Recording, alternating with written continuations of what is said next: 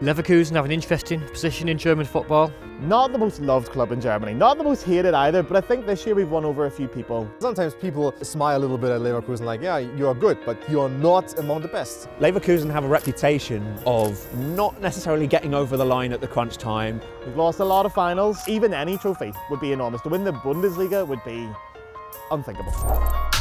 Sometimes Leverkusen as a city is a bit forgotten. It's a small town, it's a factory town. We're located just between Cologne and Düsseldorf, very close to both cities. You have the Bayer factory there, a huge factory, pharmaceutical company. Most of Leverkusen was built to house workers here. Bayer Leverkusen was founded in 1904, organized and operated by employees of Bayer. So it's a factory club basically. If you worked in the factory, you could come over here, do a bit of sport, get fit, you went back to the factory, you worked a bit better. Because of the relationship with the Bayer company and the fact that we keep the Bayer name in it, some fans don't really like that. I don't really understand that because in British football we have so many clubs with factory links and working class links. It does mean that Leverkusen are one of two exemptions from the 50+1 German football ownership rule. They traditionally, in a purely sporting sense, do belong to the top 4 or 5 clubs in German football, despite the perhaps lack of actual trophy success, but they are a European regular. It's always had that tradition of technical players. Roberto, Michael Ballack, Dimitar Berbatov. Chicharito, Xabi Hernandez, Heung-min Son played here, even the likes of Toni Kroos did play here as well.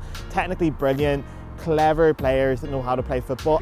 Leverkusen have a reputation of not necessarily getting over the line at the crunch time, struggling under pressure. They were runners-up in the Bundesliga 5 times. They lost a couple of other big games, they lost cup finals. They earned a reputation that they will always be second. 2002, the British media dubbed that Leverkusen. Leverkusen? They will never win a title.